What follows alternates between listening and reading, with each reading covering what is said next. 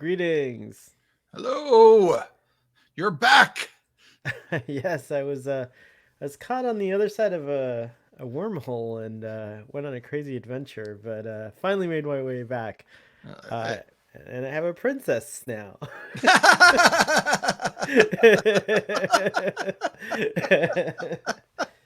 Very strange. Hmm. Ah, well, hopefully she's okay with being rescued and brought to your world. So, Oh yeah, I asked permission. I'm a consent person.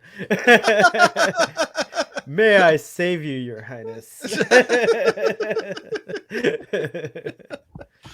well, it is good to have you back. So, everyone else out there, this is Rassilon Omega and that other guy, a podcast dedicated entirely to the secret lore of the Time Lord. Well, mostly to the secret lore of the Time Lord. Sometimes we commit about stories we like. But It today was secret it's till now. yeah.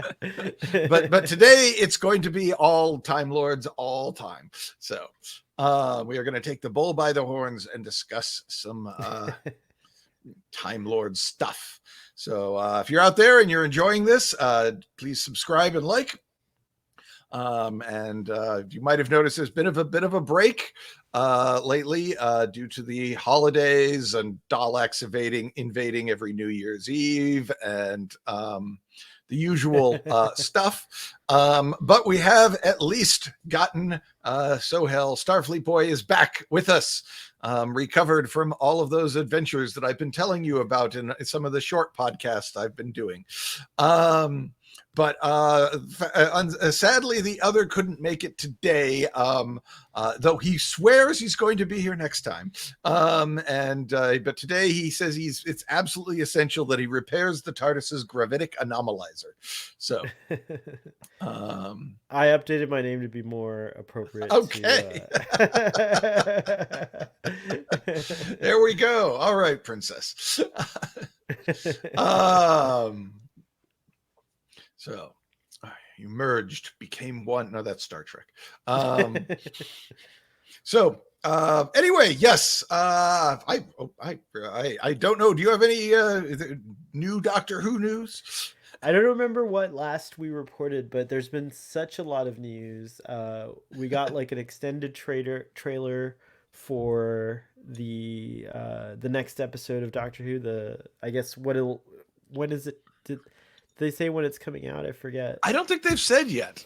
There's going to be 3 specials, and then we get this Shuti Gatwa series. Right. And apparently they have started shooting the Shuti Gatwa series. Yeah, we saw there were leaked pictures, like people taking pictures of the filming, and they revealed the new costume, which has echoes of Colin Baker. Oh, I didn't see it. Oh, you haven't seen the reveal video?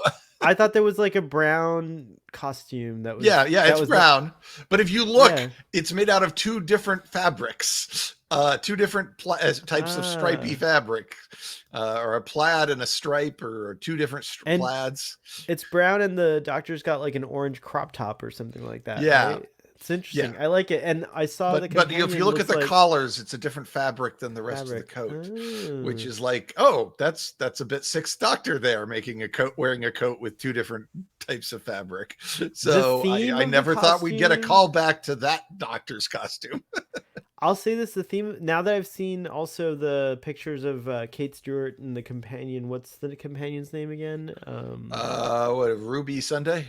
Ruby Sunday. Now that I saw Ruby Sunday, and Ruby's wearing like a cool 60s throwback type of outfit as well. So either they're filming and they've all traveled to the 60s, or that's like a thing that's like coming back. And so I don't know. It's interesting.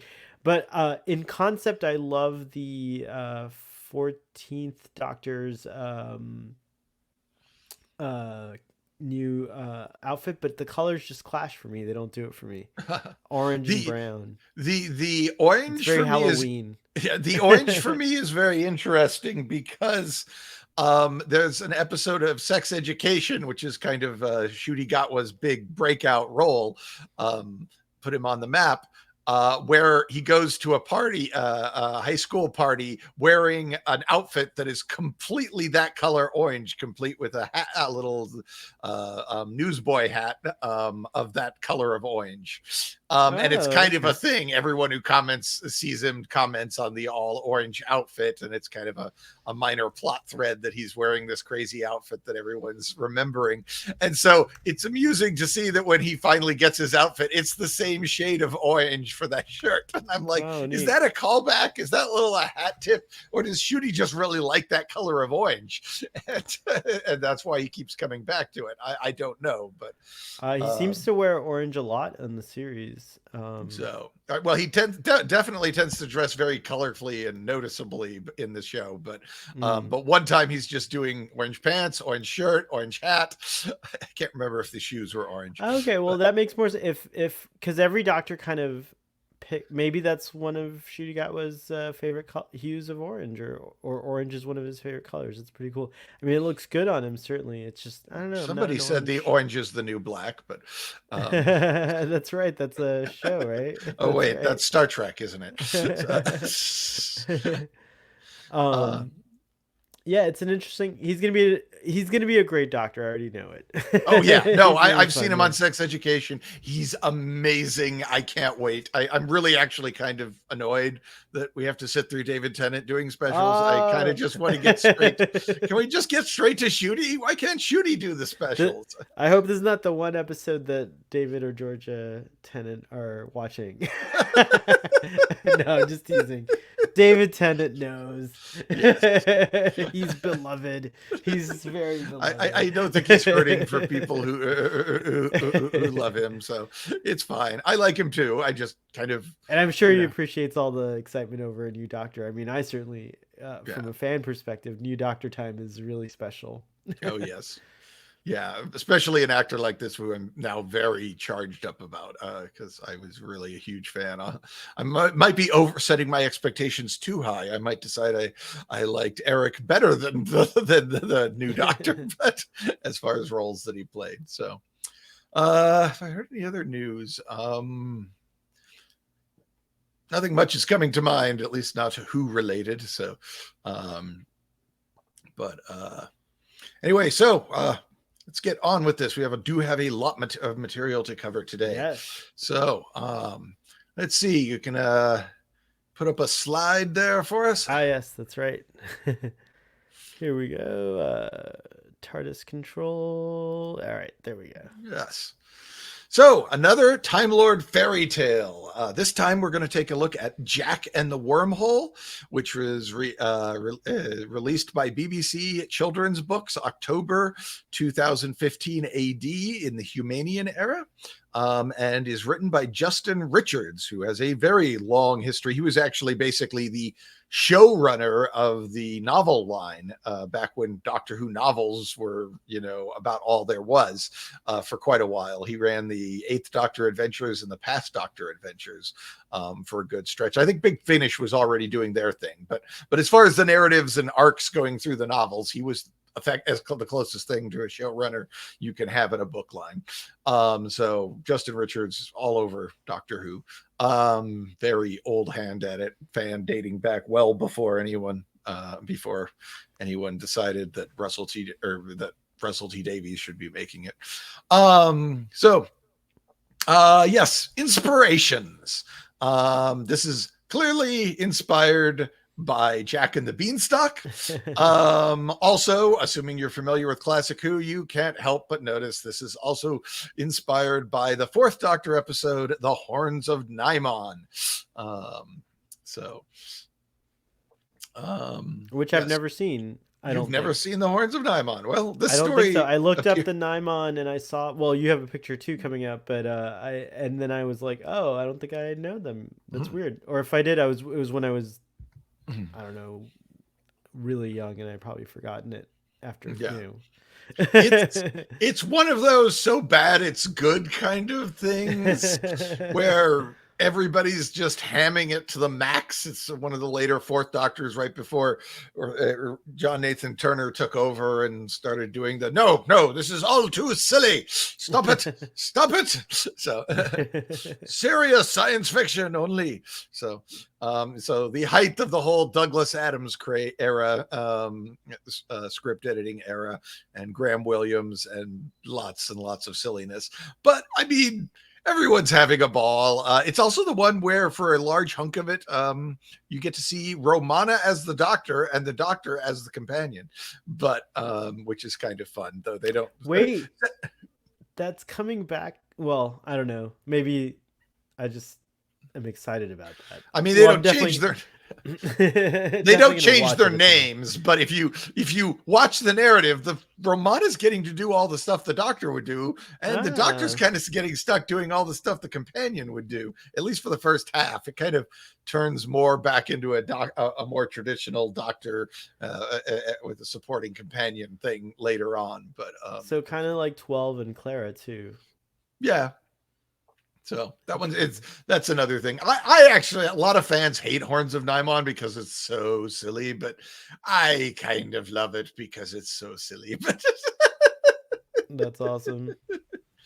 So let us discuss what has gone before, so that we can provide some historical context to this story. And there's a lot to debate here, but let's see. I think I've got, there we go. A picture of primitive Gallifrey back during the day.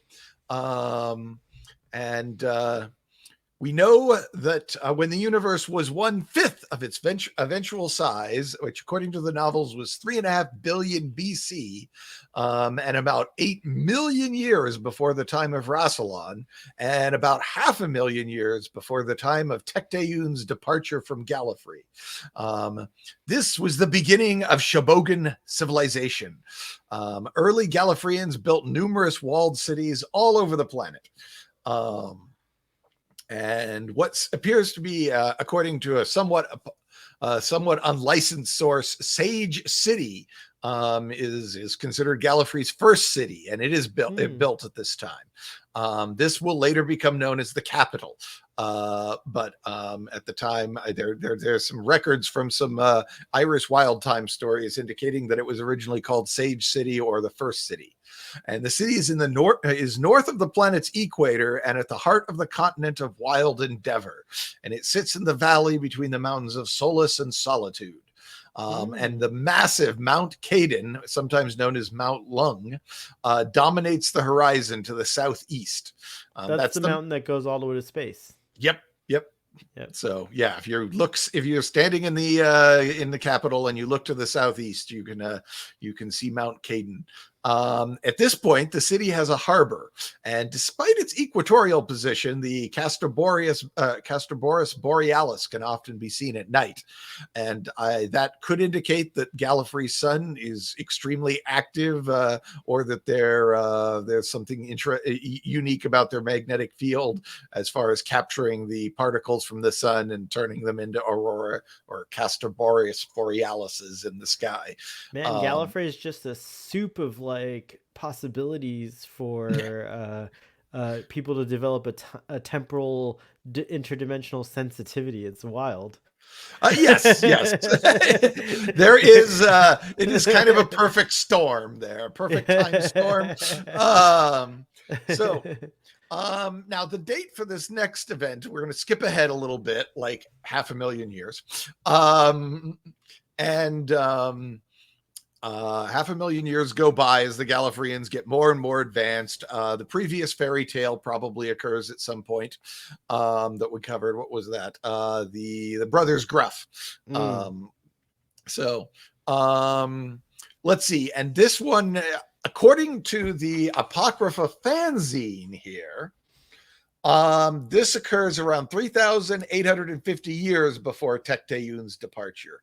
However, and this is a fanzine, so, normally wouldn't be considered a terribly valid source, but several of the dates and information from those same timelines have been pulled out and used in licensed Doctor Who novels by some authors. So I kind of feel like if there's a fanzine that should be paid attention to, it's the one that has had some small amount of its stuff canonized by authors, and not the authors who wrote the fanzine either. So it wasn't just like the author went professional. So at this point, around 3,850 years before Tecteun's departure, at least according to this book, telepathy becomes common among Gallifreyans, probably due to exposure to the untempered schism and other space-time anomalies on Gallifrey, the soup that you mentioned. In this era of the universe, science and magic coexisted. However, the irrational force of odic energy is more plentiful, which means that magic predominates. And odic energy is what gives the Shobogans divine powers and made miraculous healings and acts of prophecy possible. So yes, it was getting pretty downright D&D at this point. So some real Lord of the Rings stuff. That's also such a good explanation for some of the real world human legendarium. Like maybe, those are stories about a time of a civilization, this Atlantis, these things like we talk about Atlantis and like sunken civilizations and lost civilizations. And that's fun. I like that. I like that kind of stuff. Doctor Who has a soup of Atlantises too. There are 3 separate origins for Atlantis that have been given in the TV show alone. And they're really hard to, it's pretty much impossible to reconcile all 3. It's not too hard to combine this 2 or that 2, kind of like a Venn diagram, but I'm told I have to watch Stargate Atlantis at some point. So there's that one more to add. Oh yeah. Yes. Stargate Atlantis is great fun. No, nice. Yes, I quite enjoy it. Stargate feels like it could happen in the Doctor Who universe. It does feel that way. Yes. Yeah. It feels like a much more serious show, but not as serious as Torchwood. But it does it doesn't feel like Doctor Who, but it feels like something that could be part of Doctor Who canon if you wanted it to be. And stuff lines up oddly well, but though I don't know if we really need a 4th explanation for Atlantis. All right, let's see. The Seers. Yes.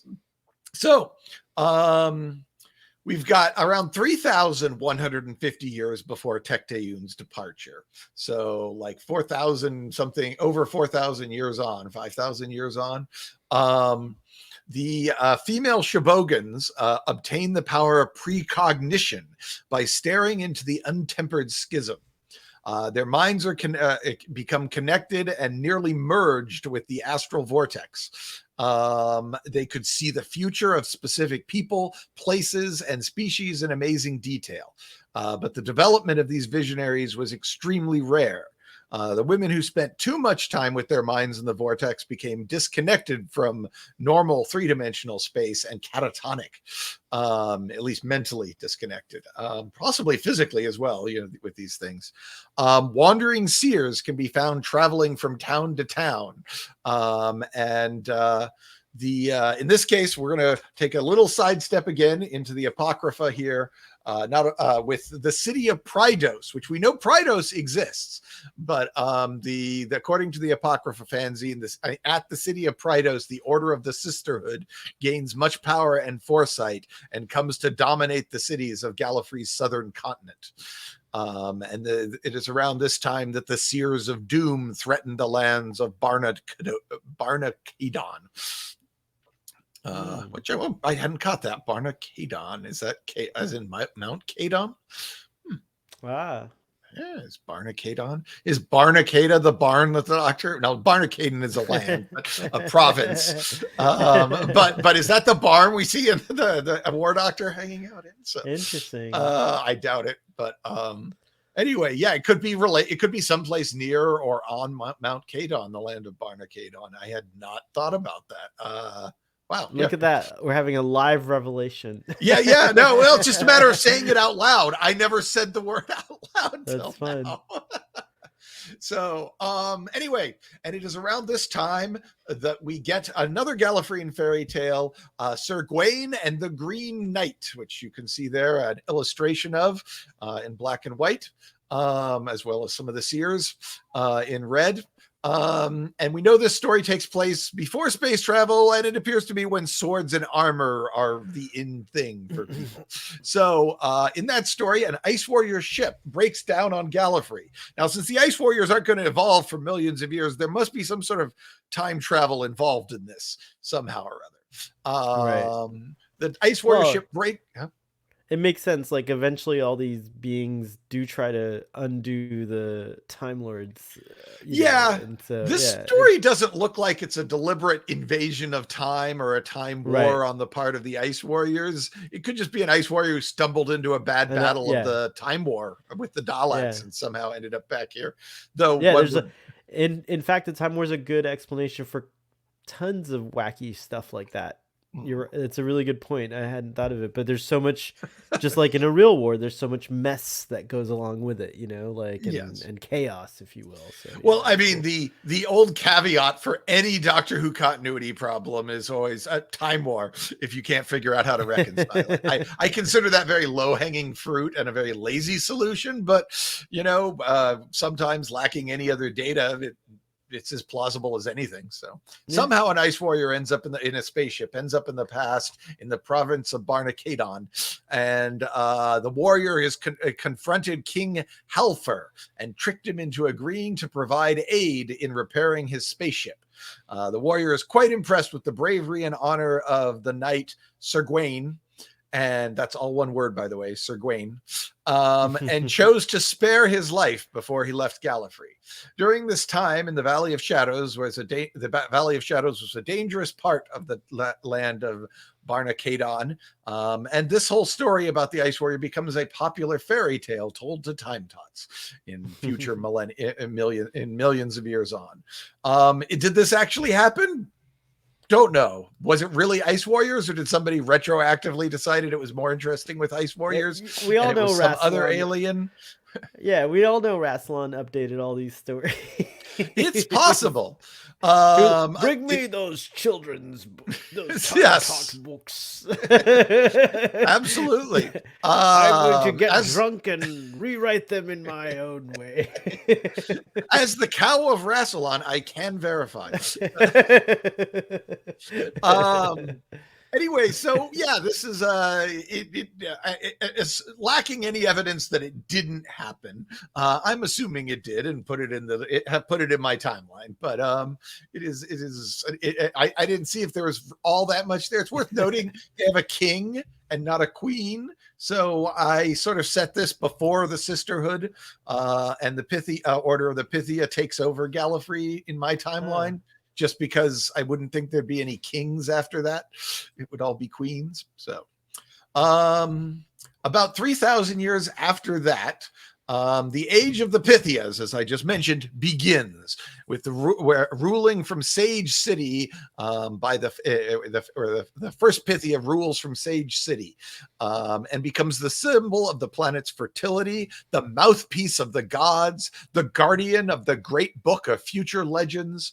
She might have also had the title Majestrix, which is apparently a very ancient title for a female leader on Gallifrey. But it hasn't been explicitly connected to the Pythia, but it kind of feels to me like that was gesturing in that direction when it was the title was revealed. Her followers. It's interesting. I like your because of Majesty, but is it Majestrix or Magistrix?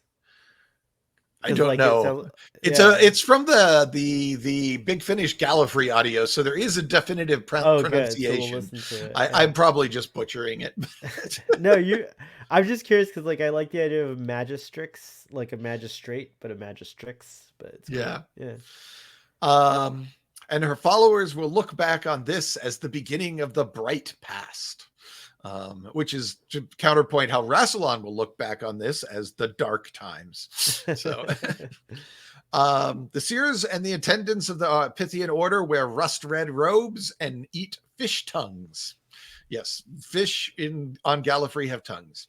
The Court of Principals governs under the Pythia, and the counselors of this court are are appointed by some sort of meritocracy. So, you put up the Pythia picture with the seers there, the sisterhood with the red robes. Oh, go back to them. Yeah, let's see. There you go. So they almost certainly looked quite a bit like that. Apparently, they wore the red robes and stuff. So, okay, next picture. They kept that in the Rassilon episode with the seer, right? Yes. Both the seer who's sitting at the table, the visionary right. in End of Time is wearing red robes, though everyone's wearing red in that, right. in that everyone video. Is, but yeah. But and then when we see a sisterhood, the sisterhood from the sister from the Sisterhood of Karn later, she is also wearing red robes in what was it? I'm brain jamming. It's Night of the Doctor. Night of the Doctor, yeah. Yes, and then again in Hellbent. So right. Anyway, there are crevasses on Gallifrey. Here's some pictures of some crevasses on Gallifrey. This isn't terribly authentic. This is pre-production artwork for the original early drafts of the 1996 TV movie made by Universal and BBC. The original script was wildly different, and was going to have lots of scenes on Gallifrey. And so this is some of the pre-production artwork from that, but it does show crevasses on Gallifrey. So I thought, sure, we'll put it up here. That's pretty cool. So there are crevasses, and some are beneath the city in caverns and stuff with crevasses in them. One of them is located directly beneath the Pythia's temple in the western part of the city, and it becomes known as the Cavern of Prophecy. The psychic effects of worship, it's been stated in multiple places in Doctor Who that the psychic effects of worship can create weak points in space-time. And when time sensitives interact with these small ruptures, they can become full-blown time fissures.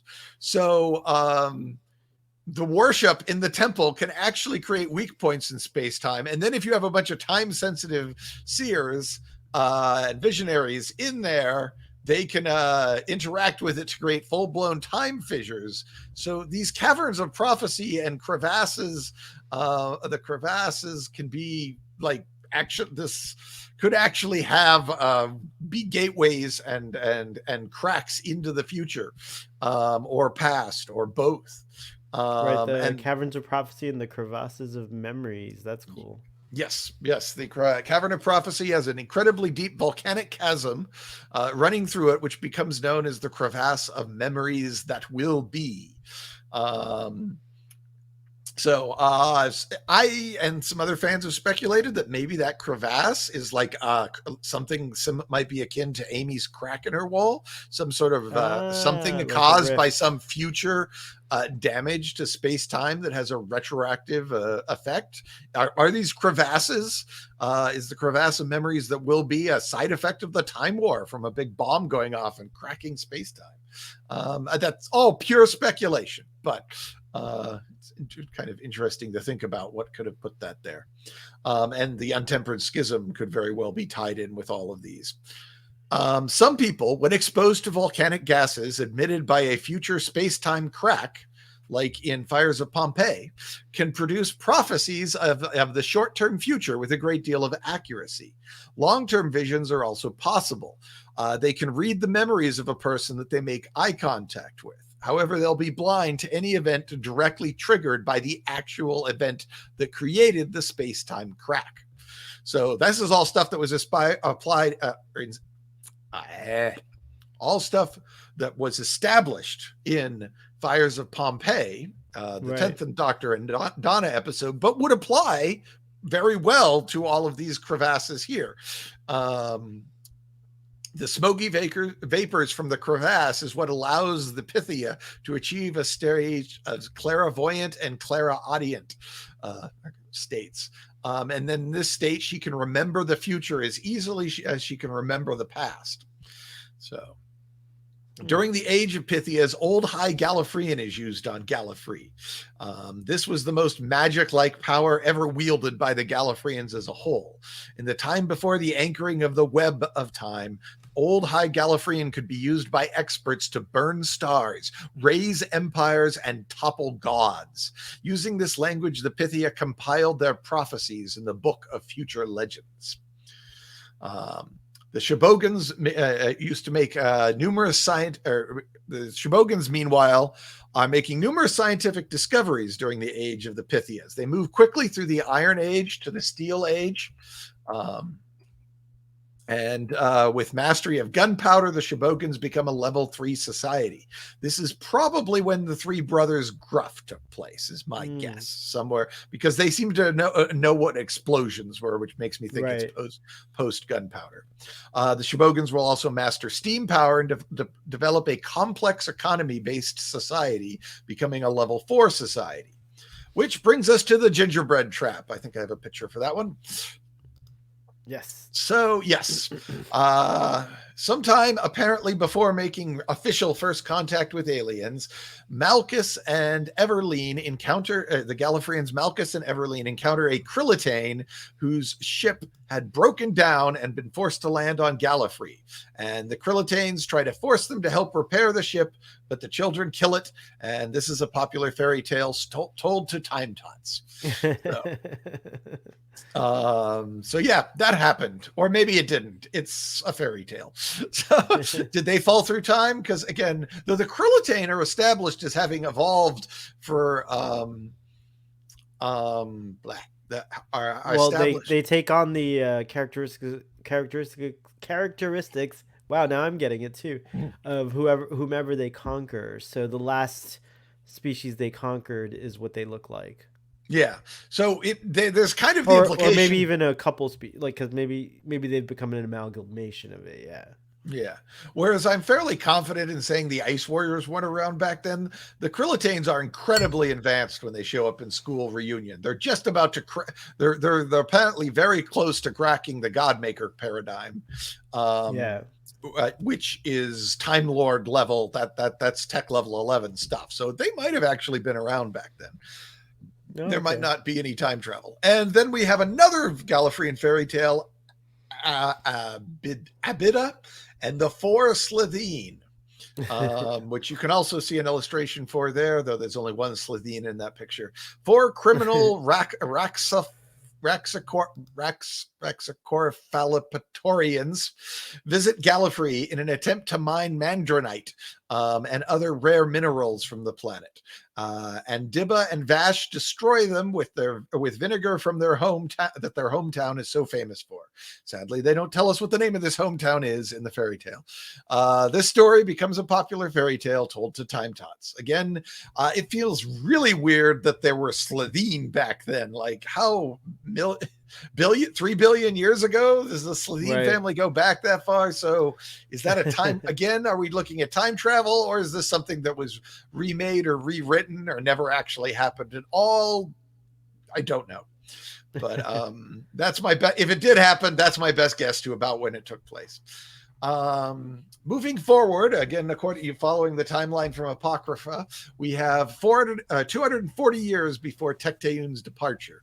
And I want to mention, while the dates are pulled from here, all of the events, except for the city of Prydos that I mentioned, are actually stuff that has been confirmed in licensed BBC writing, or in writings approved of by the BBC. It's just the dates which are uncertain unless you use this fanzine.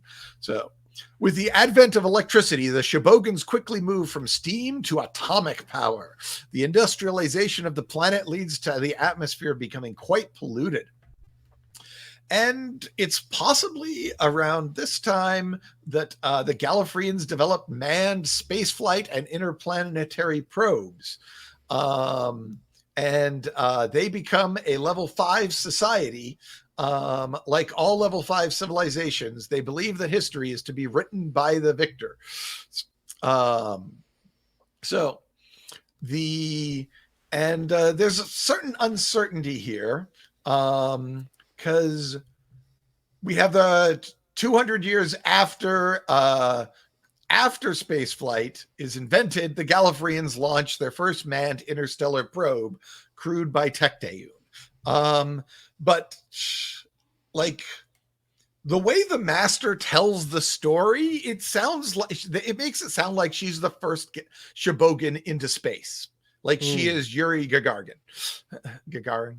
Gagarin. Yuri Gagarin. She is Yuri Gagarin in the way but her spaceship is also capable of visiting other galaxies. So that feels like a bit of a disconnect to me as to, like, you don't just go from, Yuri Gagarin's, no matter how crazy he might have been, was never going to be able to visit another galaxy in that space capsule. So just arguing on the other side for a second, if they did move quickly from like the Stone Age to the Bronze Age, maybe it's exponential, and so their advancements were like they went from theoretical to actual without like skipping a whole bunch of test flights and all that stuff, and decided, oh, we're just gonna do this because we know it's gonna work. Yes.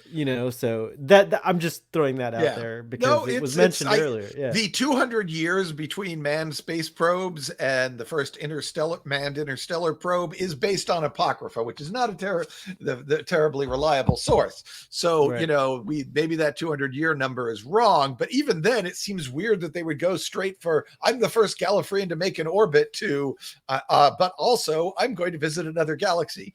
It all in one fell swoop. Hey, there's a story to be told there. Yes. Well, the thing is, as we have established, it looks like lots of aliens have brought their spaceships to Gallifrey by this point. Right. It is possible. The ship we see in this slide, Tecteun's ship, might not be something she built herself, or might be not built entirely herself. It might be built using scavenged alien technology. It might have an alien drive, so she might be the first person to travel into space using this alien technology, and that might have allowed her to leapfrog past all of those extra steps.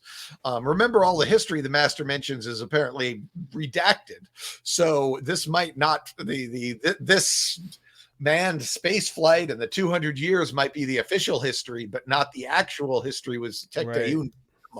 It might even be that Tecteun figured out how to fly a spaceship back during the swords and armor and stuff days, maybe even before they invented electricity. Tecteun might have found and built, got this spaceship working all by herself and took off on her own before the rest of the people on Gallifrey had even figured out how to make a battery, potentially. So yeah, there's some options, possible ways this could fit together. Is that a ship that was built entirely by Gallifreyans, or is it using a whole lot of alien tech that Tecteun salvaged? It's in the name, Tecteun. Yes. There you go.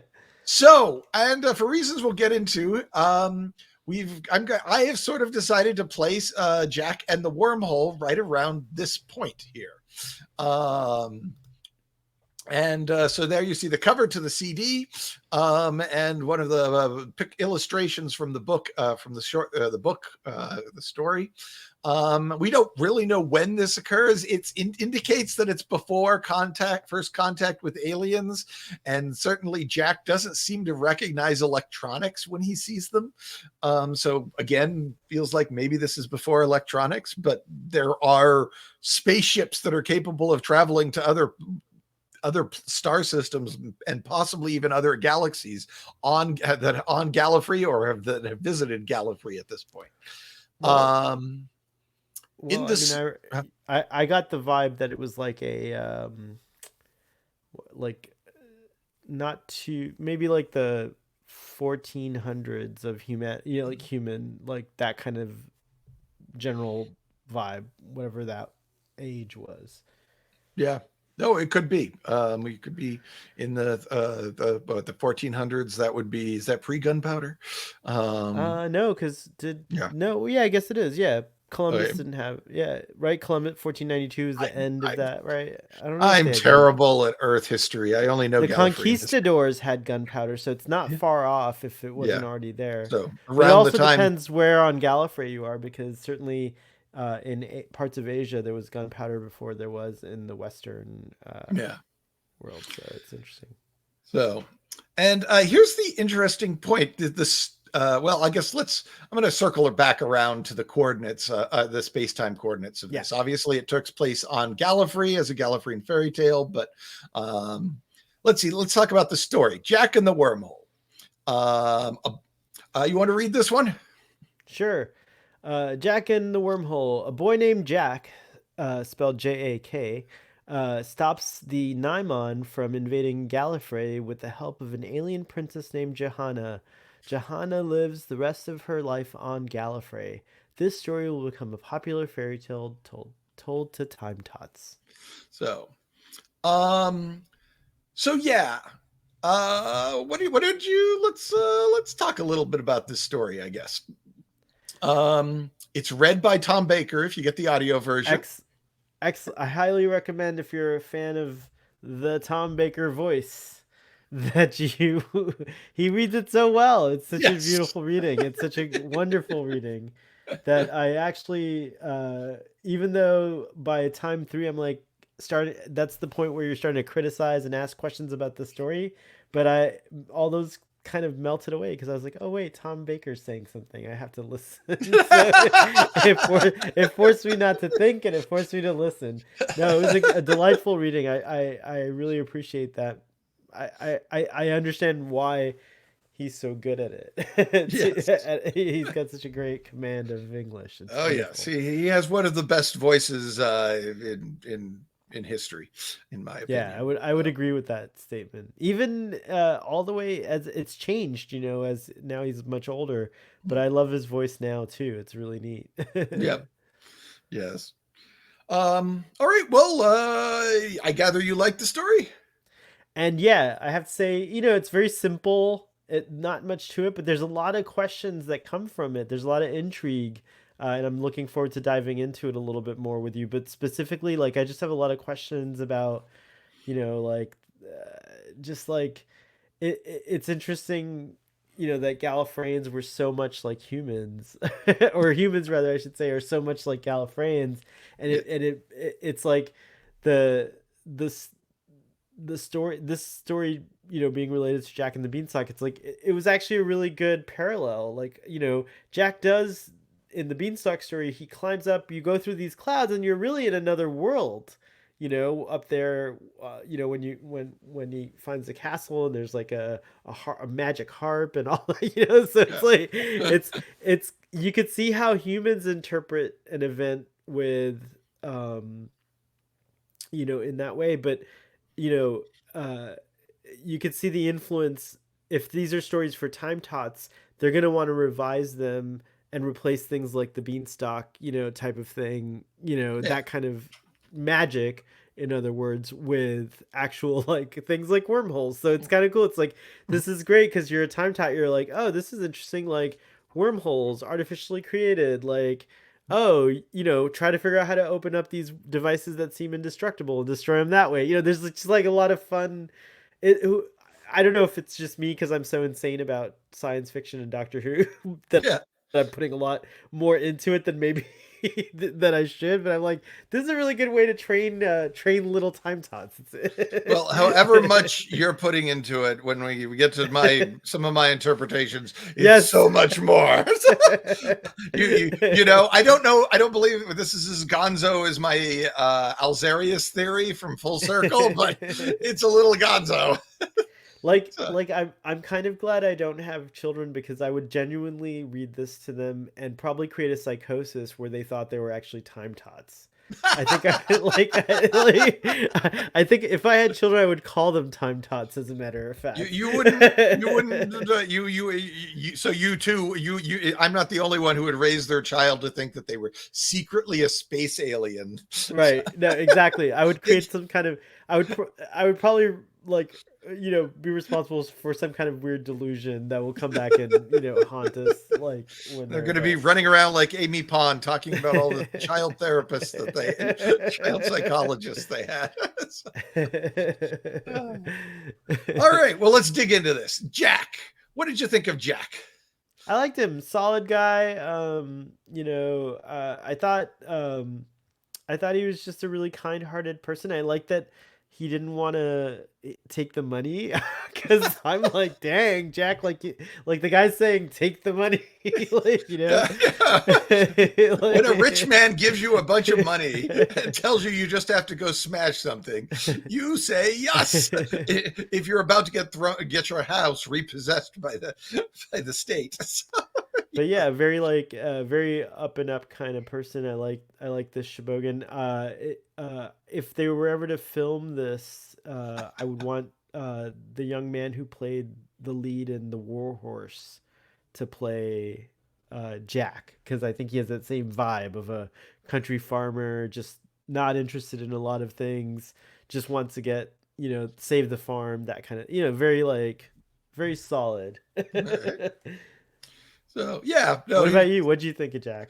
no, he's I mean fine. He's Zach. fine. I Jack. think he's Yeah. too ethical for his own good, but uh, he nearly These had are the early Shibogans. well, we know that there are unethical Shibogans. I think we've seen enough now to know that not all of them are as ethical as Right, Jack. that's true. Yeah. But Jack's yes. special indeed. Yes. But yeah, he seems, I mean, we don't get a lot of details about who he is. The story kind of gets in and gets out pretty quickly with a speed that even Terrence Dix would probably say is a little fast paced. But let's talk about Johanna. So what'd you think of her? I thought she was an interest. I wish that that would be a critique coming up later, but I'll just say briefly that there wasn't a lot of her, and so it was. I feel like we learned a lot about Jack because we know the story from human perspective as well, but I thought there was a good opportunity to like develop her and learn more about her world. Like I was very curious about that, and we really don't know much about it. So that would be a regret. So she seems pretty two dimensional to me. I don't really, Yeah. you know, I don't really. I wish she wasn't, but yeah, she's just like the princess, the Yeah. damsel in distress. It sometimes feels like this story is written so brusquely and so undeveloped that you actually need to have seen Horns of Nimon and read Jack the Beanstalk to really fully grasp what's going on here. Right, right.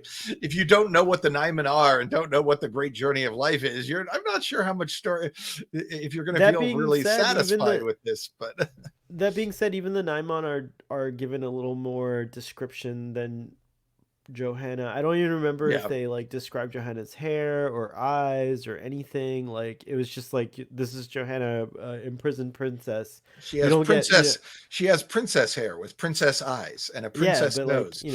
in a way that's fine. Like I like that. Yeah, in a way that's fine. I like that. That means everyone can like see Johanna as they wish. But Yeah. again, she's just there for. It's kind of bad.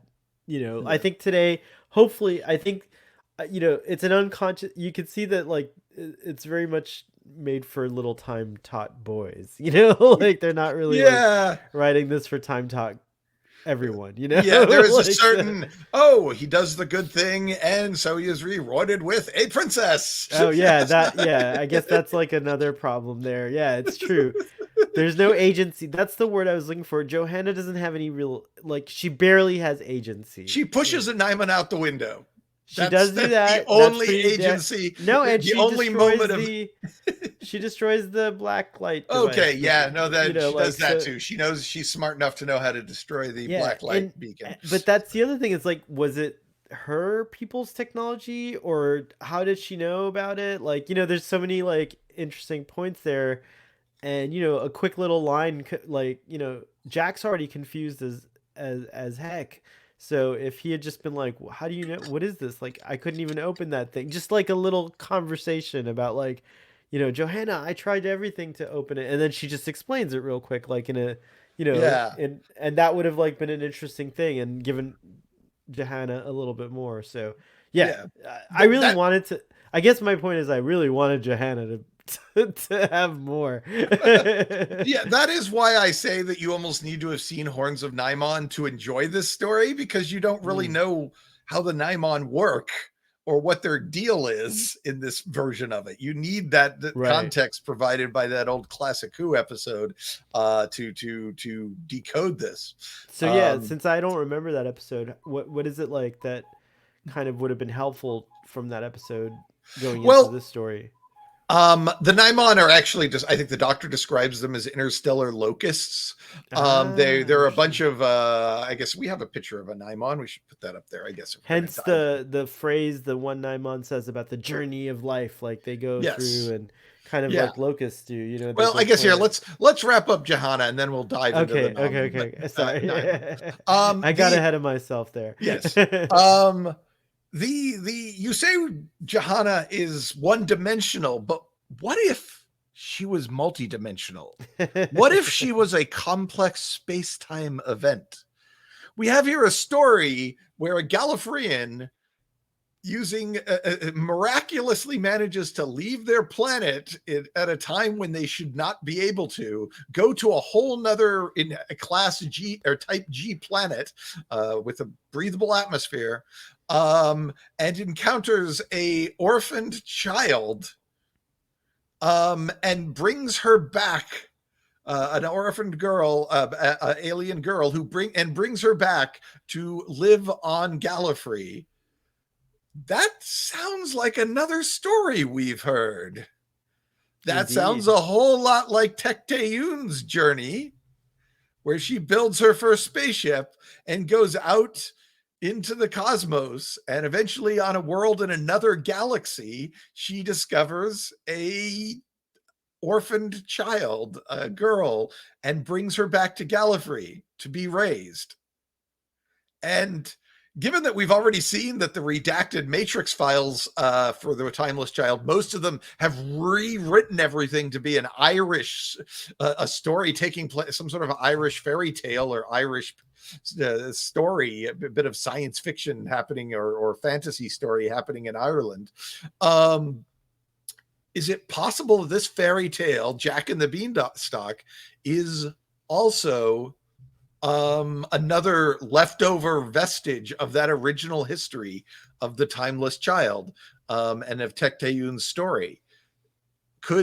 Is Jack Tecteun?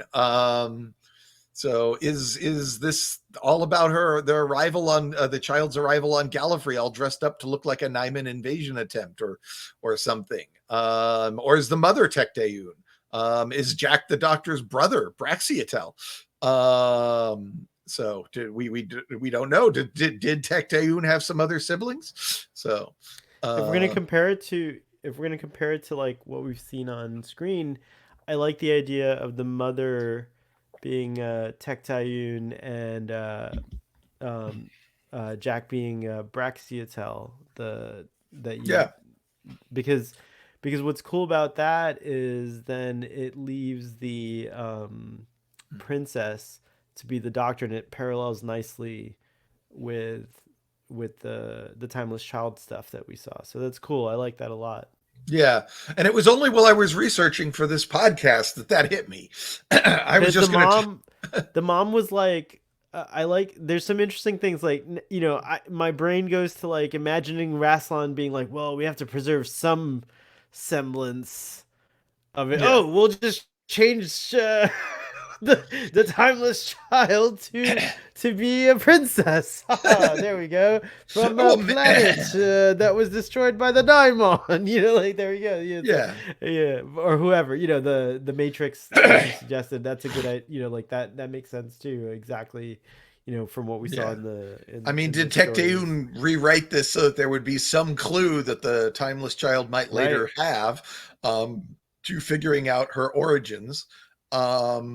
Or, cool. You know, is it just the heavily evolved and rewritten with no particular malicious intent, just passed down oral tradition? Exactly. Right. Yeah, exactly.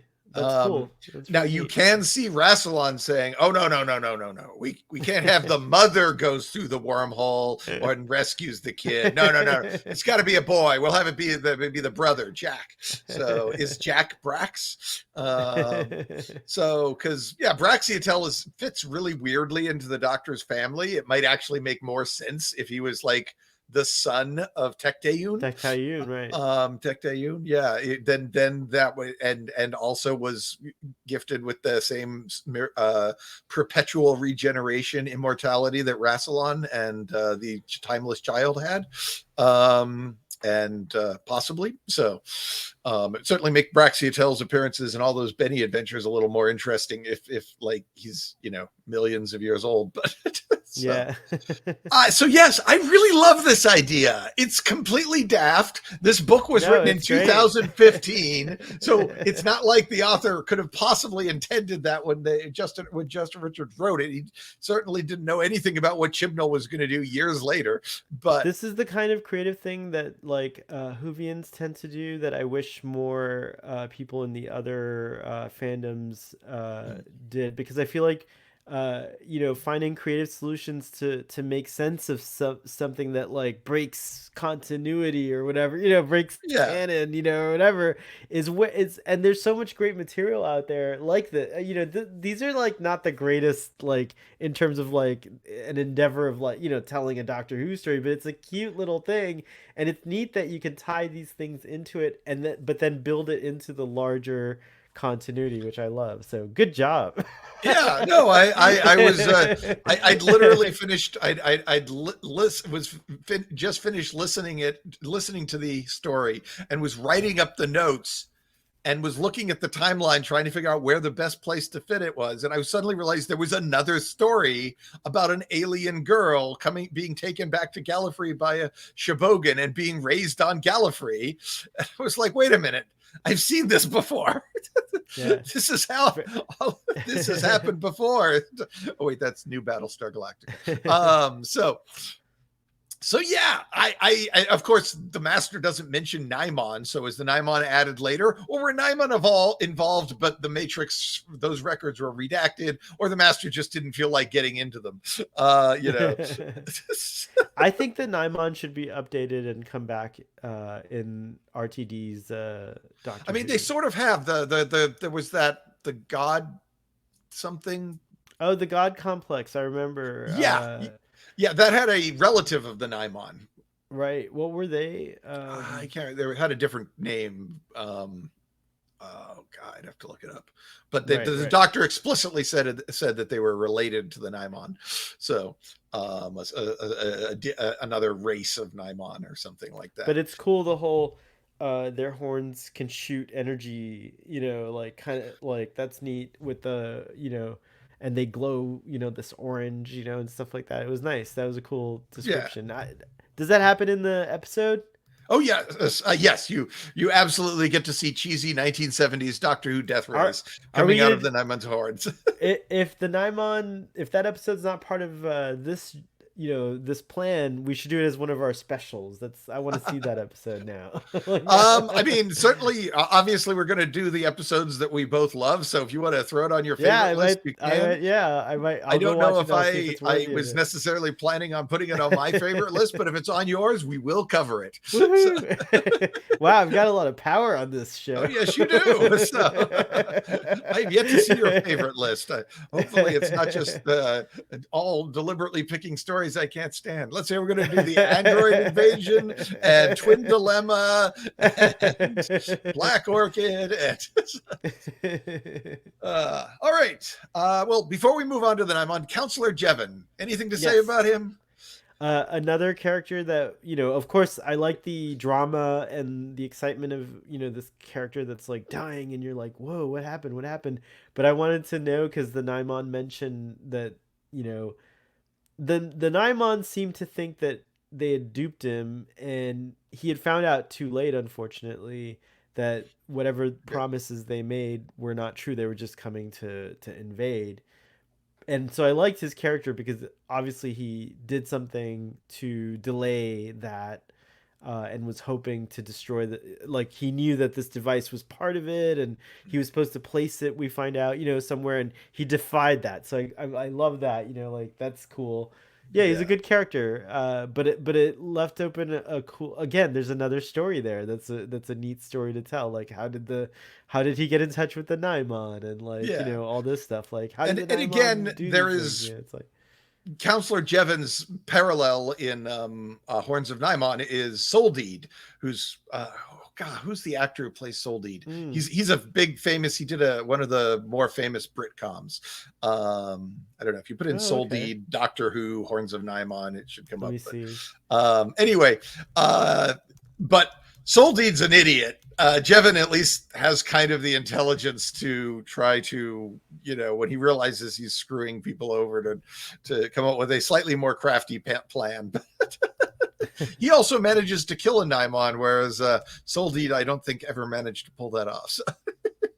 The actor you are thinking of is Graham Croden. Croden, yes. And he was very famous from which one of those Britcoms? One PBS used to rerun the hell out of. Maybe Waiting for God. Waiting for God, that was it. Yes. Very different character. He plays. You remember Ming the Merciless from the 1980s Flash Gordon movie? Yes. Soldeed is kind of like that, only dialed up by another factor of 10. He's insane, and with a little bit less yellow peril going on, so that's nice. So. That's funny. All right. Shall we finally talk about the Naiman? Let's do it. We will take the Naiman by the horns. That's actually a really cool costume too. I like it a lot. Well, that's because it's a photograph. If you watch the episode, you're probably going to be going, what? The thing to understand that totally fails to come across in the episode, but was what the designers intended, was that, and what was in the script, was that it was decided it would be too hard to do a good monster face. So they would write monsters who ran around with these big stylized bull helmets, head masks on. And so the costume designer designed it with the idea that that's supposed to be a mask. That's not its biological head and skin. That's some sort of battle mask it wears. Hence but the laser horns. Got it. Yes. However, it doesn't really come across in the show. In the show, it just looks like really bad. And like the mask just looks really fake and flopping around, but nobody ever says, what do you look like under that mask or anything like that? You just come to the natural conclusion that it's a terrible Doctor Who alien mask, when in fact it's supposed to be a terrible, or not terrible, but it's supposed to obviously be a mask, but that's not in the script anywhere. And the design is such that I mean, if you watched new Doctor Who, or you watch an episode of Loki and this critter shows up, you would instantly assume that there's somebody wearing a mask. Clearly that's a mask. Obviously there's something under that mask, and what is it? But because the standards of Doctor Who, special effect wise, production value wise, it's just a little lower than a Disney Plus show. You end up concluding that this is just another bad makeup job. Look, rather than concluding like you were supposed to, that it was a mask. Rule, I know it's cheesy, but if the character never takes the mask off, it's not a mask. Yeah, that's their head. Judge Dredd doesn't actually wear a helmet. It's literally the shape of his head. Well, Judge Dredd's an exception because you could tell it's a mask. But I'm just talking about if I saw a giant bullhead guy, approaching me, I would actually be like, and it never takes off its mask, I'd be like, oh, it's a giant bullhead. But if you, but I like imagine... the Naimon. Personally, I like the Naimon or the Naiman better as bullheads. Well, if you want to imagine that under that mask there is a head of something from the God complex, the creature from the God complex. Oh yeah, that could be hiding under that mask. It might make things easier. Yeah, that makes sense. Yeah, I like that too. Oh, in fact, that's what they should do. Well, it's like the Jadoon. We saw the Jadoon with the helmets first, and then they take them off, and you see it's like a rhino person underneath. So it's not much different from the weird helmet, Yeah. So yeah, well, that cool. was the joke with the Sontaran. It was literally a joke that you see this for the first episode. The Sontaran runs around with this domed head, and then it pulls off the helmet, the domed helmet. It pulls off the helmet. You get to see the alien, and it's just a head that looks exactly like the domed helmet inside. It's just a domed head. It was like basically trolling the audience with that one. Yeah. It's a potato. Yes. That helmet looks like a potato. Oh, what's in it? A potato. Okay. So maybe it's a real glass onion there. So,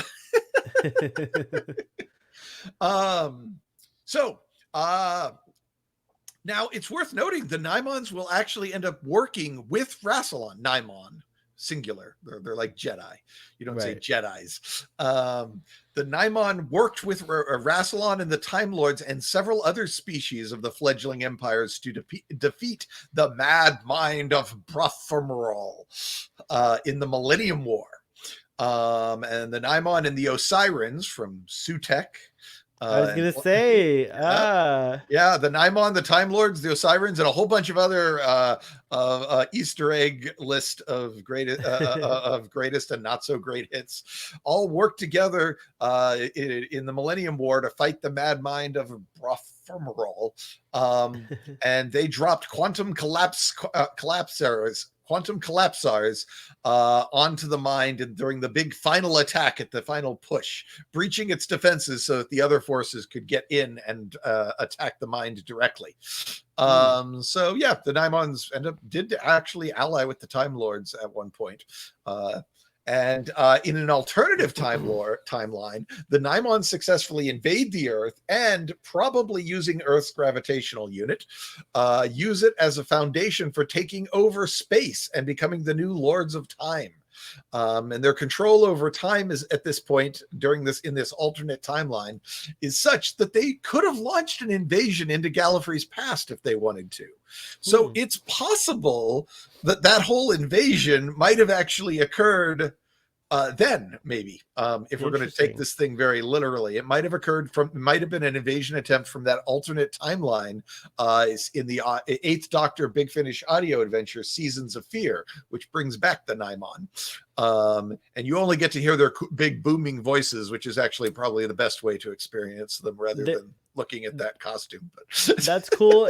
That's cool. And there's a cool way, maybe, if I'm like hearing what you're saying correctly, would that be a cool way to work in the princess getting more development in a future story, is if the 8th Doctor had an adventure with her before she got imprisoned by the Naimon? I mean, yeah. I mean, depending on, like that obviously, idea. There's a question of are you going to embrace the princess Johanna? That's the original name of the timeless child theory or not?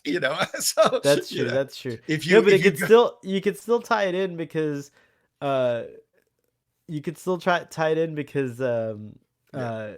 remember, it's like it could be a amalgamation of things. So Johanna could have been another story that got like overlaid on the timeless child story. It's possible. Somehow. Yeah. So yeah, I like this.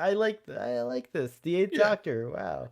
Well, and does the big gate wormhole in space time that Tecteun find, does that actually is the universe that leads to an alternate timeline, a universe in an alternate timeline from Seasons of Fear? Maybe. Oh my gosh, the timeless child's real home is Pete's world. Well, that's a different alternate timeline, but yes. Yeah, no, I know. Seasons of Fear is a pretty good story. I liked it. Lots of crazy Mithras stuff. If you ever wanted to see Doctor Who digging into the Mithras mythology of ancient Rome, it's worth a look. So, probably a better story than the actual Horns of Naimon. So, but yeah. So there's that's the Nymon. Oh yeah, I was going to tell you the way the Nyman work is they send one of their people down to a planet that looks like a bunch of suckers, and and the Nymon shows up and says, "Hey, I'm going to hook you. Find some the right type of person, some sort of Donald Trump type person, and says I'm going to hook you up with everything you ever wanted, as long as you work for me." And they gives them some technology and power and gets that person elected, or whatever, somehow gets that person in charge of the whole planet, and then ends up extracting a bunch of tribute from the planet, and the tribute is used to build a transmat wormhole that will then allow the Nymon to invade and conquer the planet in mass and kill all the people and drain the planet dry of energy. And then they send out another runner to another planet, and that is the great journey of life. They run around infecting planets with Nymon, one after another.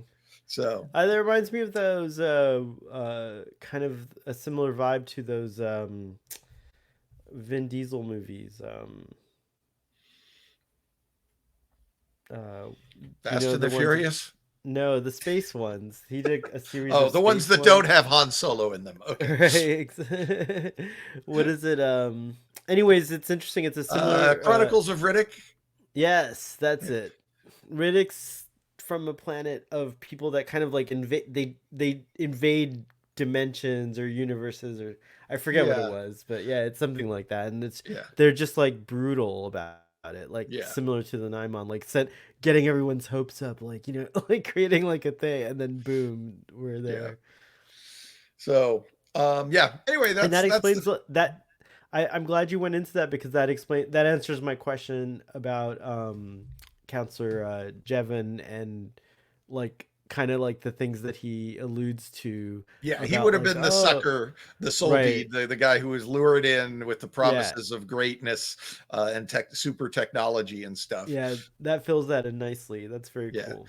And Princess Johanna is probably more likely the daughter of the guy who became king, probably, or queen on the previous planet. Right? Yeah, was probably somebody that teamed up with the Nymon on that planet.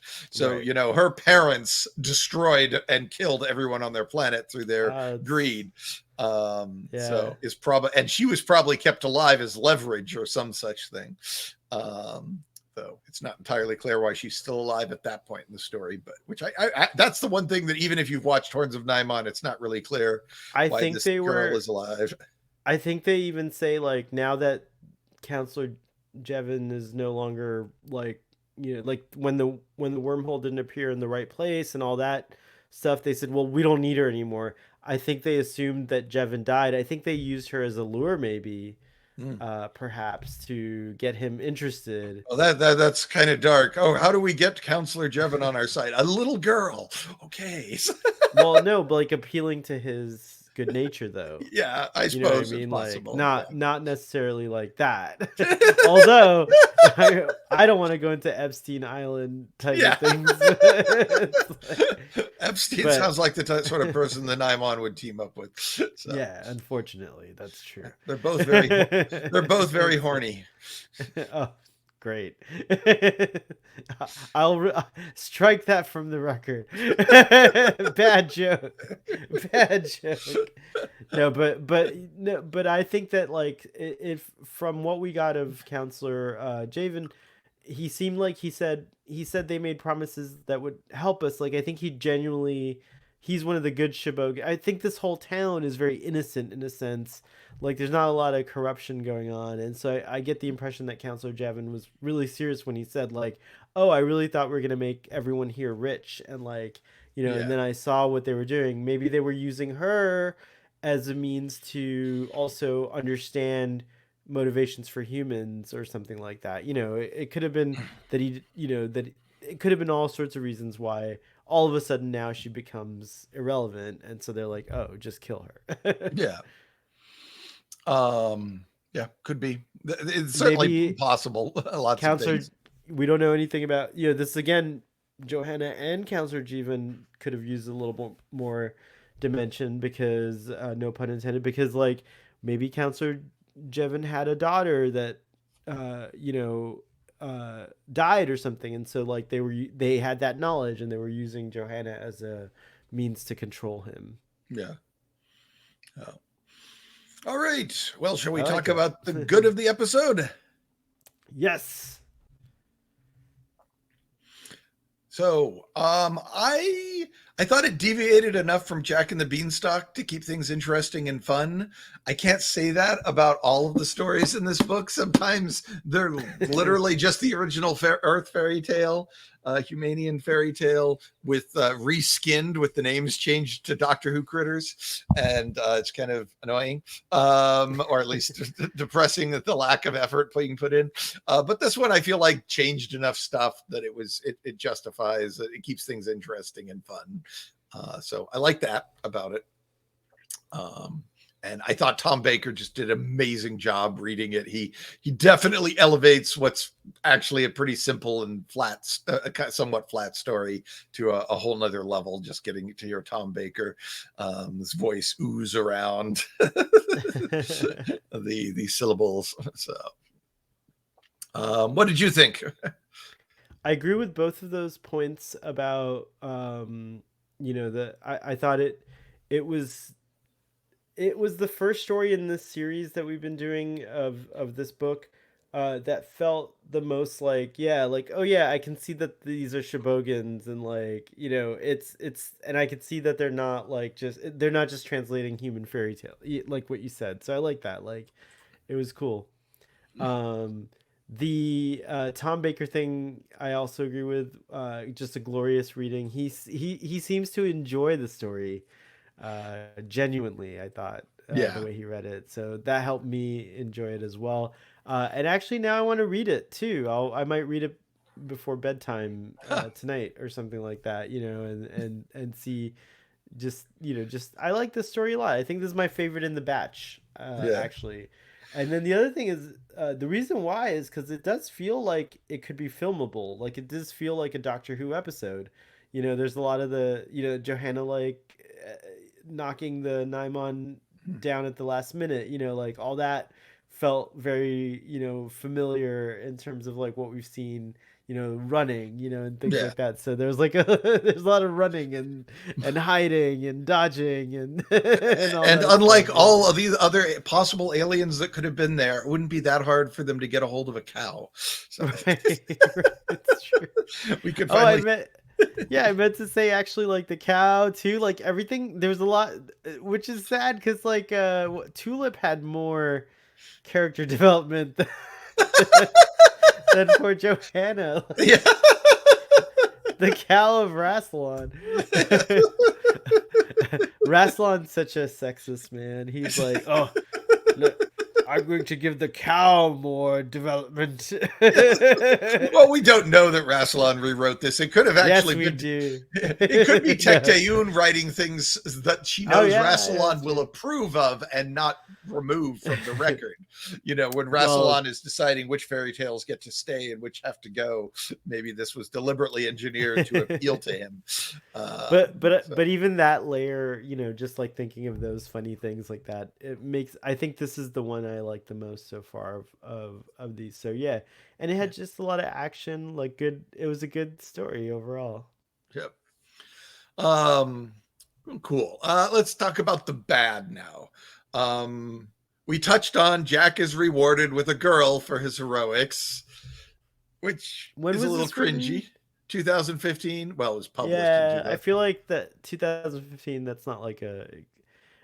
I mean, it'd be interesting to talk to the writer of this one, to see what their perspective was on that. But I would just say that, yeah, it's like a little lazy, to you know, Jack and the Beanstalk is certainly like that because it was written like so long ago. Yeah.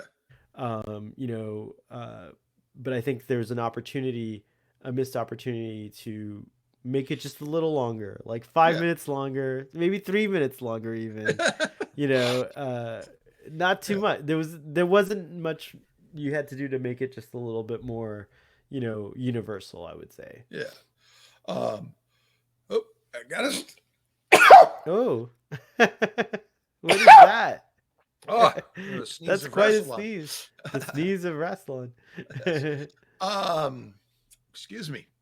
So, now, of course, from an in-universe perspective, the sexism, as we've already discussed, feels like it actually makes sense with the backstory of where and when this comes from, and the fact if Johanna is the timeless child, the fact that her role is downplayed extremely, Played again, extremely, yeah. also works well. But from the point of view of, hey, here I've got my little daughter and I want her to read some Doctor Who stories, so I'm going to hand her this book.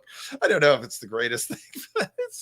Well, it's just, it won't yeah, scar it's her just, for life, but no, but it's just not like, it's just not, it's, it could be more fun for yeah, everyone, I think. yes, It's like, yeah, like even not just daughters, I think it's good to raise our boys to like think about girls, like yeah, like and yeah. think about girls as being smart and like not just a princess, Yes, yes. The only thing we learn about her is that she looks good. So Yeah. she's In very fact, pretty. like what is the last isn't the last line? You look like a princess, and then he laughs with some kind of joy. It's kind of Yeah, weird. yeah, And yeah. I will defend You the look like an writing. objectification icon.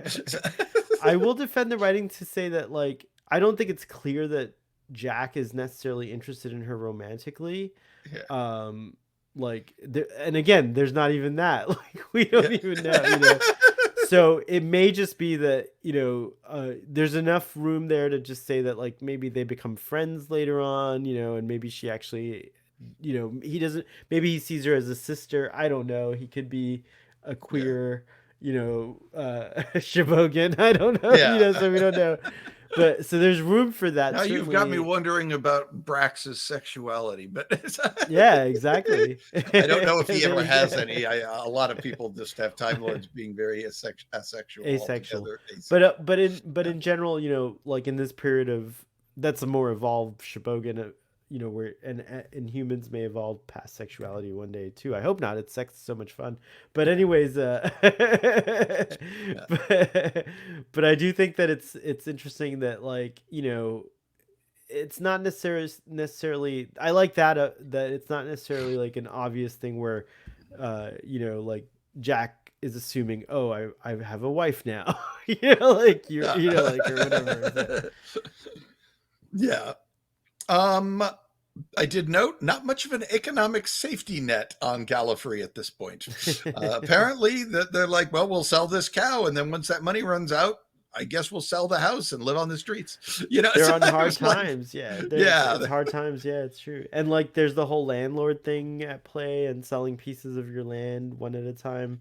My yeah, family comes from a farming type of land cultivation type of background, and that's certainly a story that I'm familiar with. Not my generation. We already had, but like they're always telling stories about like we had these vast, like fields of whatever, and but it just got too hard to maintain everything. Not enough like people want to live in the country anymore, and like so we had to start selling parts off and like every like to fund moving to the cities or whatever. So it's a very familiar story. I think that's cool yeah. and sad also. Yeah, I mean, to some degree, as far as learning about Gallifrey, the big thing this hands us is we learn a little bit about the economy of this era, Right, yeah, it's true. from the lower class level and the higher class level. Like, apparently, a bag this big can hold enough money to keep them going for years. So, Yeah, that's a lot of money. I forgot about that. That's right. It's like, and support Johanna as yeah, well. yeah. Like they Suddenly were they have like, another mouth to feed. So, yeah. I and hope they as a princess, I don't think she's going to be. It's going to take her a while to get her learned up on farm work. That's one thing I hadn't noticed before, but you kind of like made me realize that like the story does say in the beginning like the farm was prosperous when the husband, the father was around. And it seems like three's a magical recipe, so it'd be neat if like Johanna also helps them rebuild the prosperity that they once had because there's enough hands now to do all the Yeah, jobs that needs to be done to maintain as yeah, much cattle or cows. And like I imagine it's a milking farm, not like a slaughter farm, like I don't know, so it's yeah. cool. Could be. A Uh, dairy farm. Dairy farm. That's the word. Yep. I don't know. Milking Do Time farm. Lords That drink? sounds awful. Do Time Lords drink milk? I'm sure they have a form of milk, at least in this period. I'm sure. I mean, If they have the cows, women seem to have mammary glands, so the babies drink milk. yeah. But yeah, would you develop cows if? Would cows really be a thing if you didn't drink milk? I don't know. Also, a lot of animals are called cow just in general. That are like cows, grazing type of animals. So we don't even know if it looks like a traditional cow. I mean, well, you see something in the wood carving that at least gives you a general idea, but it's not terribly detailed at all. So, and you don't even see the back half. It could be like the cow centipede with a whole bunch of legs. You're just going. You don't see the back half of the cow in the picture.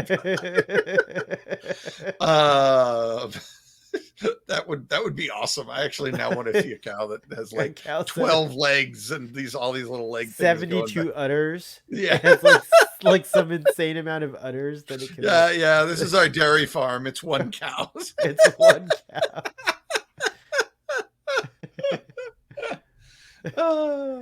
All right. Well, wibbly wobbly.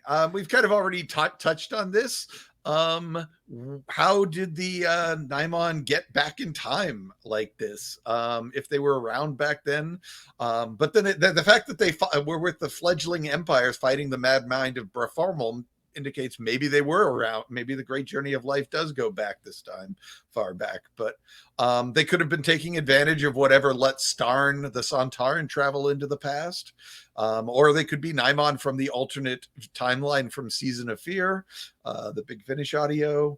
And the Naimon might be standing in from something in another universe, something that was on the other side of that gateway that Tecteun found. If we're going with that, if we're going to connect those two things together, it's also worth noting one of the ideas for what I've heard postulated for what where the Timeless Child came from might have been the land of fiction.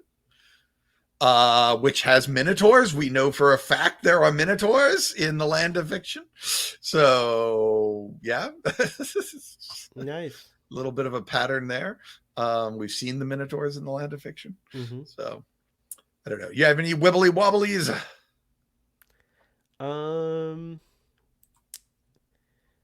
I think that you blew my mind with your Timeless Child connection, so I think I'll just say that that's like the wibbly wobbly thing. Yeah, it's hard to top that. I will just say that like you definitely fleshed it out a lot more than I did and connected it in like really kind of like a way that's really delightful.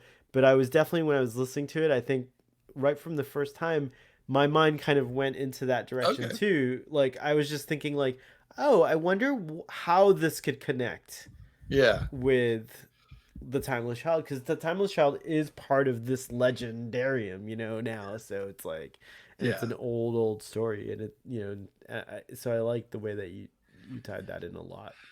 I love Doctor Who fans always seeing patterns and things that aren't there. It's true. All right, well, let's talk about a little time lore. I think I've got a picture of Tecteun there someplace. You do. Here we go. Let's talk about what we do know for sure about Tecteun, and the timeless Tecteun. Further we've into said it like 7 different ways, but we're like a DeForest Kelly and the Mugado,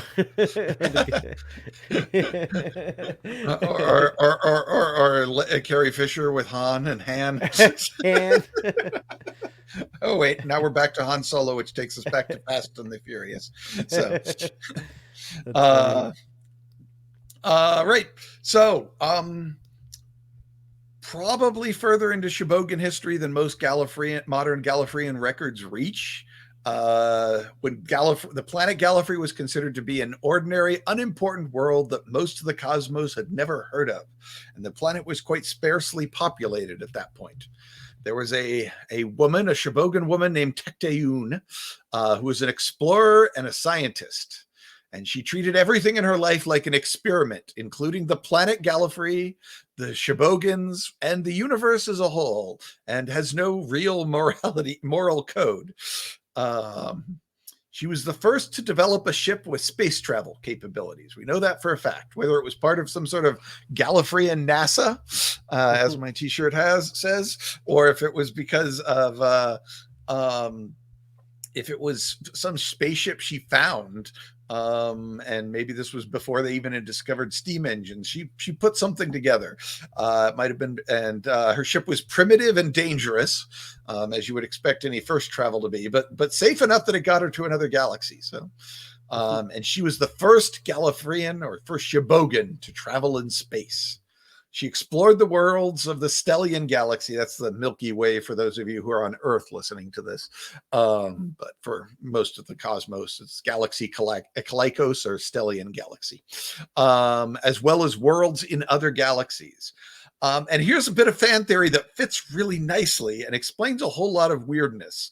In that we know she was up and about and doing stuff with Rassilon, but she also was the first Gallifreyan to leave her home planet, which would have been like, according to the novels, millions of years before Rassilon. And certainly it's hard to imagine them going from Rassilon to time travel all in a generation. However, if Tecteun's ship didn't have a proper FTL drive, but just a really amazing sublight drive, she would be able to accelerate to relativistic velocities, and from her perspective, zip all over the Milky Way and zip over to other galaxies, and it wouldn't actually, for her, take all that long. It might even minutes, hours, days, months, who knows? But something that could definitely be done in a reasonable amount of time that she wouldn't go insane being locked in the spaceship.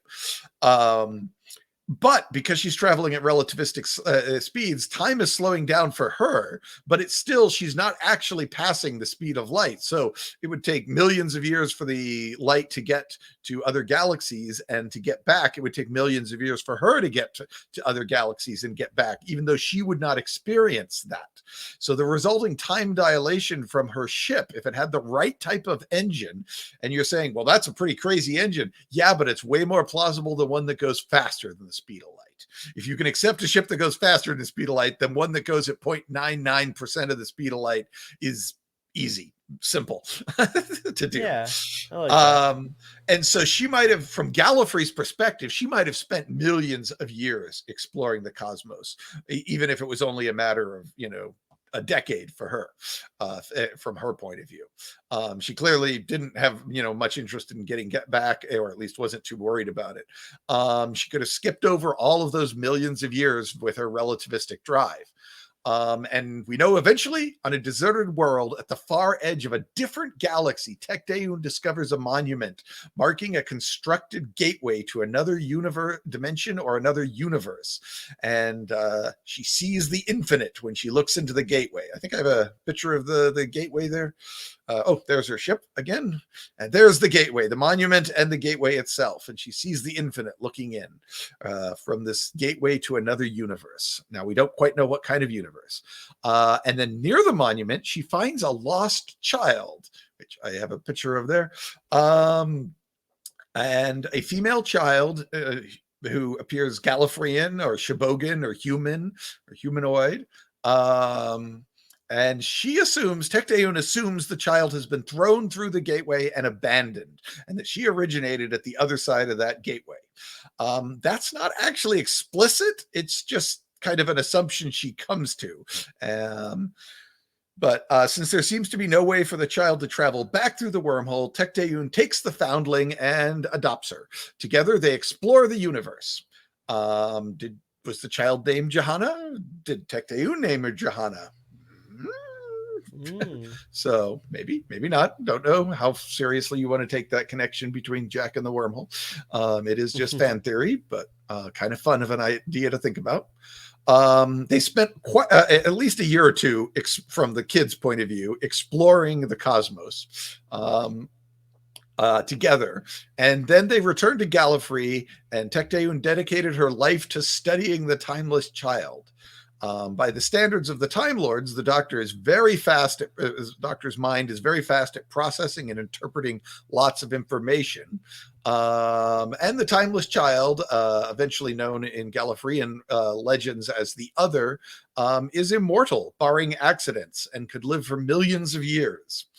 And there's a variety of other Time Lord features about this kid that Tecteun uncovers. Tecteun couldn't match the child's species or point of origin with anything she knew. And the Doctor would later speculate that she might have originated in this universe, Universe 1, the standard Doctor Who universe, and had been placed at the monument to be collected by someone and taken through it. Or possibly her parents had been sucked up by the wormhole, leaving her behind. So the Doctor is saying, yeah, I might actually be, the Timeless Child might actually be from this universe, the Universe 1, as Tecteun eventually dubs it, and not actually from the other side of the gateway. And while Tecteun clearly has a different opinion, she clearly doesn't seem to have any real evidence to support it. She doesn't bring it up when the Doctor says, well, what about this? She kind of just sort of ignores her, as opposed to saying, no, I saw you fall out of it, or something. Right. Or your quantum signature matched the wormhole, or anything like that. So we don't know for sure if she's from the other side of that gate. Tecteun speculated the wormhole might connect Universe 1 with Universe 2, the universe that's relatively close to Universe 1 in the quantum foam, and is the universe that she's trying to pilot Division's HQ to in the Flux story. A nearby universe that she wants to start over in.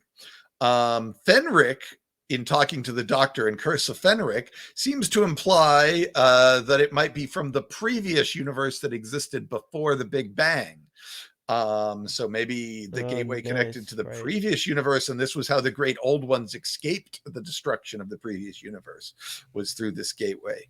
Again, we also talked about maybe it leads to the alternate universe from Seasons of Fear, where the Naimon became the lords of time of the cosmos. The master of the land of fiction seemed to think that the Doctor belonged in the land of fiction. So maybe it led to the dimension of imagination where the land of fiction is found, which I think is the most interesting possibility myself. That's kind of my favorite. If I was in charge, I would never explain it, but in License 2. But in my private opinion, that's what I do. I might gesture in that direction a little bit here and there just for fun. Right.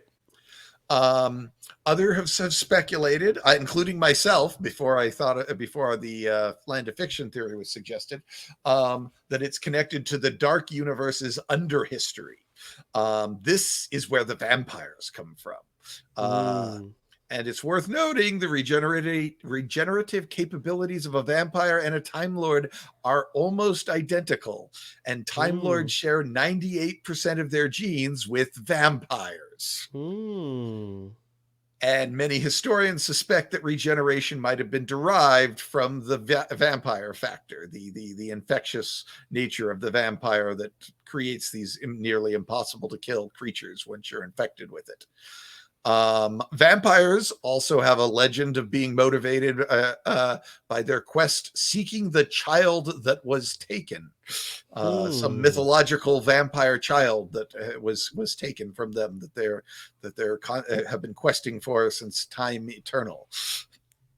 You're getting a lot of hums out of me. Yeah. That's so cool. Was the timeless child a vampire? Dun dun dun. So now you could argue, well, wait a minute. Vampires corrupt history and drain the energies of any life they're exposed to, and the timeless child doesn't do that. But vampires only drain life as part of the deal that the great vampire made with the Katura, because the vampires wanted to stay immortal when the Katura began spreading their gift of death across the cosmos and establishing lifespans for all living things.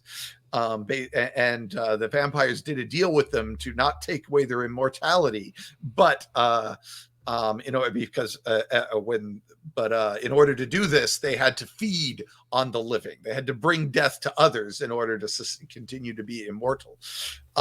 So if the timeless child was taken before that happened, before that deal was made, it might not apply to her. That's interesting. Yeah. So still leaving the vampire Iskaroth possibility a little open there. Do you have any other possibilities as to where that gateway could lead that you want to pitch at us, Sohail?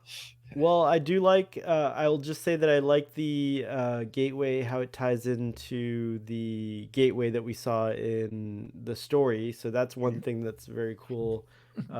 Also, in addition to the other evidence you've thrown in, or connections that you've thrown in to suggest that the timeless child, is also connected to that story. But I know what you're going to say. You're going to say she's from the Star Trek universe. Are there any immortals in Star Trek? Only Kevin Uxbridge, as far as I'm aware. And so maybe she's Kevin and LaShawn, or Ashan, was it? Uxbridge's daughter. Flid the Huxnock. The Husnock, yeah, that's Husnock, right. yeah. Husnock, yeah. But no, just going back to the to the idea of the vampires is very interesting. I hadn't even thought about that. That's interesting. I like that. I love vampire lore in general, so it's cool. Is the vampire your favorite option of the list? No, I think I'm still going with the well, no, it does tie in, actually. No, yeah, I think the vampire's my favorite option. It's kind of cool. It's your favorite option. Okay, it's a good one. It's even had people in the Faction Paradox books now writing little left-handed Easter eggs that seem to be pointing in that direction, like the child that was taken, which was deliberately written into a Faction Paradox story to reference the timeless child. That's cool. So it wasn't just like it's not like Jack in the Wormhole where I'm kind of seeing patterns and things that aren't there. It was a deliberate thing that the writers were tossing around. So, and audience, you guys should get into the comments and tell me which of my theories you like best, which admittedly I've gathered from a bunch of other very knowledgeable and intelligent Who fans, or pitch your own theory about where the timeless child is from. What universe is on the other side of that gateway? Tell us. So, right. Do we have time for a TARDIS feature of the week? Yes. Here we go. Let's see. Oh, I forgot to put the picture of the timeless child up. Yep. Okay, TARDIS feature of the week. Yeah, quickly, get this one little, we spent the whole episode talking about timeless child for 2 seconds. I know. There you go. Yep, there she is. No, apparently nobody knows who that, well, not nobody, but the fandom does not know the name of the actress who played her. So. Oh, really? Yeah. We don't have a name. Might be best for her. How could she not be credited? How could she be not credited? That's weird. Yeah, no, they TARDIS Wikipedia does not have any reference. Just it doesn't say. It says to be announced. So maybe someone just hasn't updated it. Maybe they heard what happened to Jake Lloyd and just figured, nah, we're not gonna saddle the kid with that. It's a possibility. I mean, you're not going to be the savior of the Jedi. It didn't go so well, so you're not going to get to be the savior, Doctor Who. I kind of like that, respecting a child's privacy. Maybe they're like it's kind of like how Daniel Radcliffe was the child of a producer or whatever, and so he had a lot of roles before Harry Potter, but that were probably maybe even not credited. So who knows? Yeah, it's interesting. Yeah. Well, did you want to read the TARDIS feature, or should I? Walrus Mode. Yes, Walrus Mode. I shit you not. While wormholes are extremely difficult to stabilize in normal Minkowski space due to the space pressures, such pressures are absent within the fifth dimension. Unlike the first 4 dimensions, the fifth and sixth, 6th through the 11th dimension is collapsed and folded into a space the size of an atom. This allows the formation of the wormholes that the TARDIS travels through. Since the fifth dimension is the foundation of the first 4 dimensions, it is possible for a travel capsule to move from Minkowski space and integrate into the fifth dimension at any point in space-time. So once a TARDIS has entered the vortex, it will automatically activate the spatial drive and enter Walrus mode. In this configuration, the dynamorphic generators of the main engines take the raw Artron energy from the Eye of Harmony and convert it into processed psychotronic energy that is used by the wormhole generators. This conversion process produces a fair amount of temporal radiation as a side effect. So the wormhole generator induces and generates the wormhole that a TARDIS uses to travel through time and space. We theorize that the time vector generator is attached to the wormhole generators and projects the wormhole into the vortex.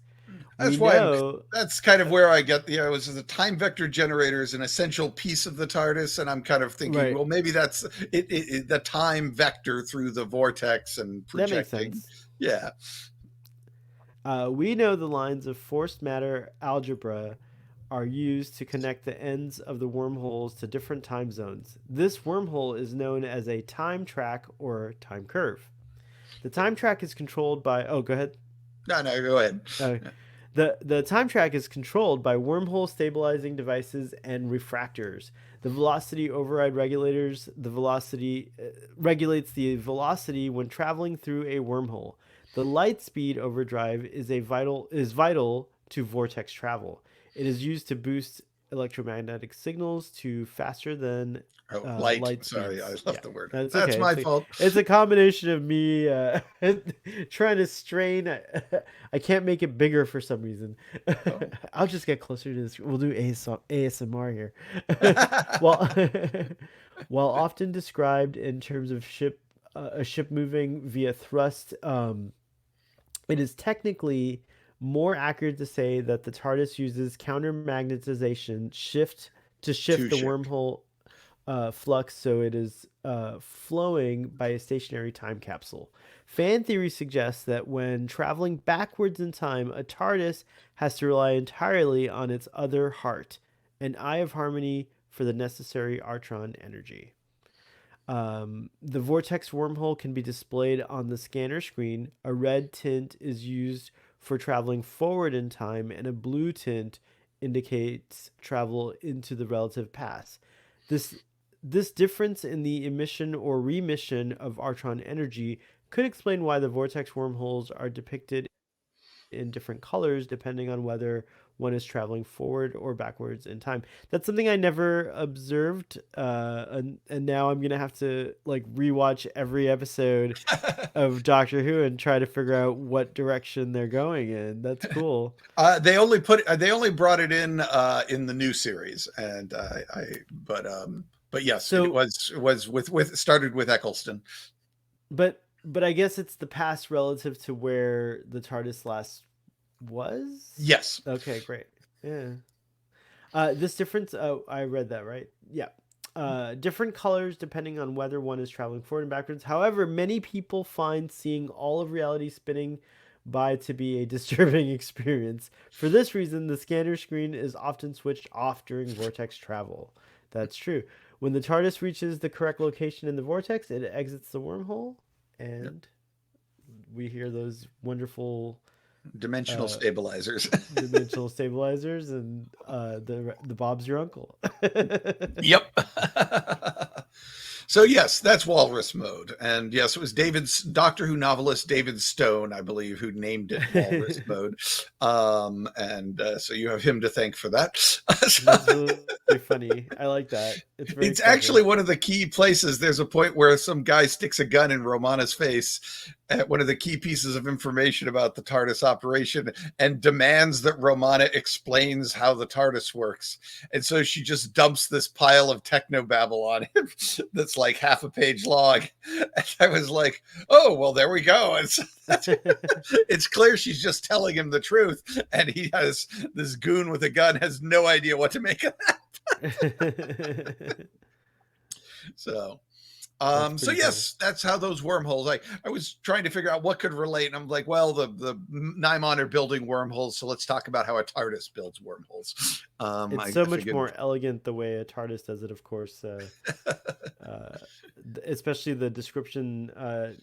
And now you could find all that information is in your technical resource, right? Or is this stuff that's new? Actually, there's a lot of that stuff about the Walrus Mode is in fact in my TARDIS Technical Index, which you can get on my website at allthingstimelord.com for free. There is some new material in there, like that has been added recently that is not available in the PDF yet because I haven't gotten the PDF updated.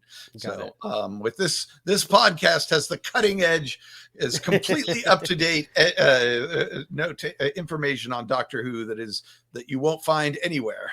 But if you want the next best thing, check out allthingstimelord.com, which has a whole lot of information in addition to what we talk about here. So that's right. And Sohail has got a lot of stuff out there as well. Yeah. So you can search Starfleet Boy on Google. I'm most active on Twitter, but you can find me on Instagram, Facebook. Just search for Starfleet Boy. I appear on this podcast, which is very fun. I also sometimes appear on the Text Trek podcast, and I appear as well on Trek Central. So you guys can check me out there. I feel like that sounds like a lot of stuff, but I swear I also work. I also have a job. Well, I might be a Time Lord. That's probably how I find time to do it all. Having a TARDIS, you can live the same day over and over again. So every day can be a day off, and every day can be a work day. Just have to make sure you don't bump into yourself, or the Blinovitch limitation effect will take effect. So, all right. Well, let's see what the time scanner has to say. Let's see. All right. It hasn't been very accurate lately at all. I can see why the Doctor only used this in one episode. It's been wildly wrong. Let's see if it can give us an accurate prediction this time. Let's see. It says another fairy tale, Blind Fury. Blind Fury. I guess we're going to be looking into the cause of death. Just death as a thing, as an entity, as a goddess that you can worship, as a thing that was brought to the universe. So yeah, Blind Fury, or sometimes, and we'll discuss the ultimate, as the Time Lords or the Shibogans called it. So, but until then, I guess see you guys later in these time and relative dimensions in space.